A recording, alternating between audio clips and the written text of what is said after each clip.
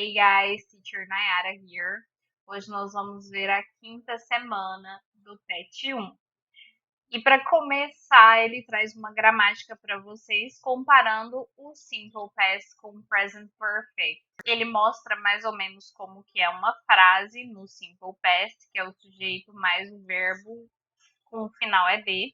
E a gente já viu um pouco do Simple Past em semanas anteriores. E o Present Perfect, que é o sujeito mais have, has, mais o verbo in ed. A gente vai ver que é um pouquinho diferente disso. Basicamente, a diferença do Simple Past é que é uma ação que começou no passado, terminou no passado e ela traz o período específico em que aconteceu. Como você pode ver aqui, ó, from 1995 to 1998, in 2007.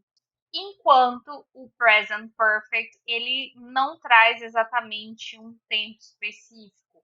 Ou o tempo não é a coisa mais importante a ser falado naquela frase. Por exemplo, eu trabalho como professora desde 2001.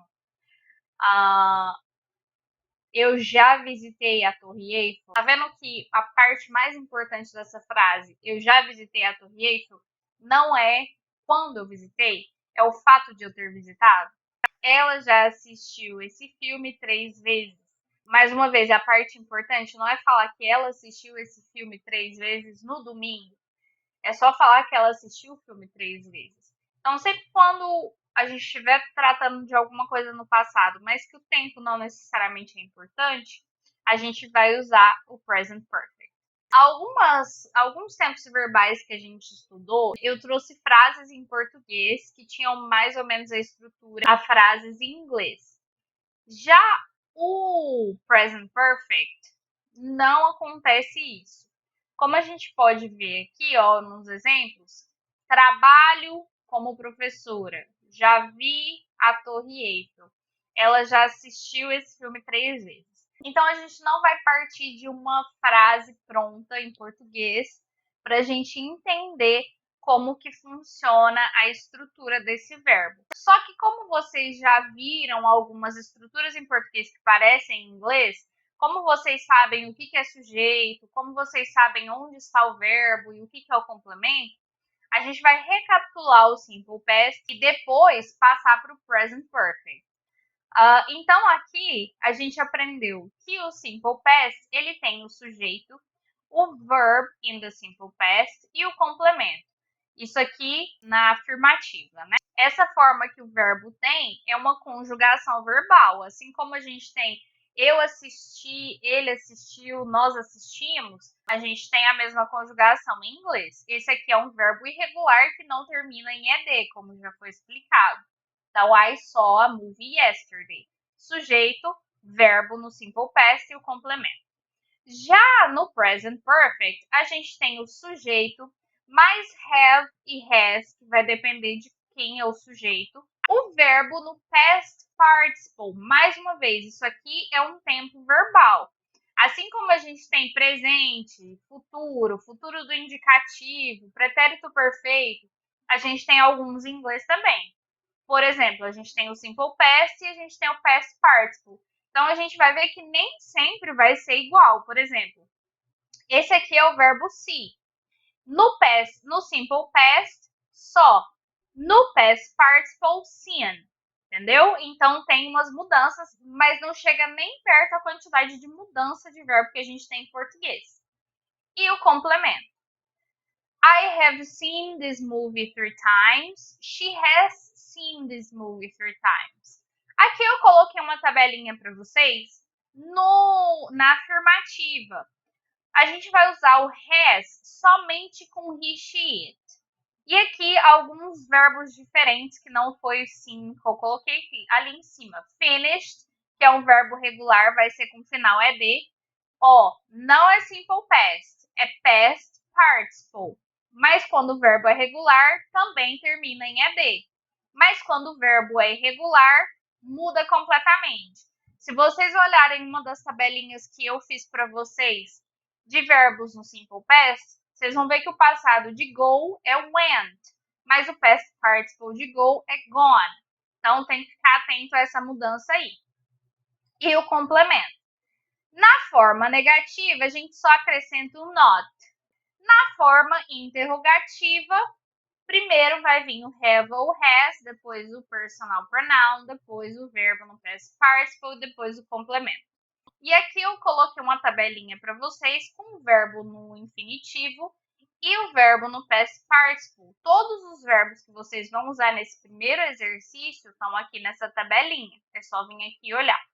Então, vamos começar o exercício 1, que é isso. Você precisa completar os espaços com a forma correta do present perfect. Sabendo dessa estrutura, a única coisa que a gente vai olhar é qual que é o sujeito, o pronome que está indo, para saber se a gente vai usar have ou has, e depois a gente vai olhar como que se escreve esse verbo. Aqui não tem nada que indica que é uma pergunta, não tem interrogação e não tem um not aqui para falar que é uma negativa. Então, qual que é o que acompanha o I? Have or has? Vamos lá na tabelinha olhar? I have. Então, a primeira coisa que a gente vai fazer é escrever have. I have buy. Como que é o past participle de buy? Vem aqui em cima, acha buy. Bought. I have bought a new computer with lots of memory and speed. Nessa aqui, a gente tem o always. O que é o always? É um advérbio de frequência, que quer dizer sempre. Um exemplo de como a gente usaria o always no present perfect. Eu sempre quis um computador gamer. Eu sempre quis, é uma coisa que começou antes, não terminou ainda, também não interessa quando que começou, mas é uma coisa que vem do passado, não é uma coisa só de agora. Como que a gente faz para montar uma frase tendo esse advérbio de frequência? Ele vem no meio do have e do verbo. I have always. Aí vocês vão olhar lá como que escreve wanted. Desce lá e escreve. I have always wanted. Vamos ver outros casos diferentes. Esse aqui, ele já tem o verbo e tem o complemento, então você vai olhar qual que acompanha o sujeito e completar. Aqui nós temos um exemplo de negativa. Então, como que fica essa negativa? Primeiro, vamos olhar quem que é o sujeito. O sujeito é my old computer. Quando a gente fala de objetos, que é um computador, a gente usa o quê? O it. Então, a gente coloca aqui, ó, my old computer has not, ou hasn't, que é a forma contrata. E aí, aqui vem o have. Has not had. Aqui nós temos, por exemplo, uma interrogativa. A gente olha a frase e vê que é uma interrogativa. A gente vai usar o sujeito you. Então, como que eu monto essa interrogativa com you? Have you sell? Como que é o verbo? Sold. Have you sold your old computer? E assim vocês vão completar todo esse texto. Já no exercício 2, ele traz mais uma vez aquele estudo sobre estudar com testes, estudar com releituras, onde a gente tem aqui, mais uma vez, um gráfico. E aqui tem indicando tudo certinho, onde S é estudo e T é teste. E aí vocês vão interpretar esse texto que está todo em português e escrever aqui o que ele está querendo dizer. No exercício número 3, a gente tem que completar com Simple Past ou Present Perfect. Como que a gente vai saber quando usar o Simple Past e quando usar o Present Perfect? O Simple Past, ele vem com um tempo em específico, que eu, muito boazinha, já coloquei em negrito para vocês nas frases. Então, onde tiver essa palavrinha que especifica o tempo, você vai usar o Simple Past. Onde não tiver, você vai usar o Present Perfect.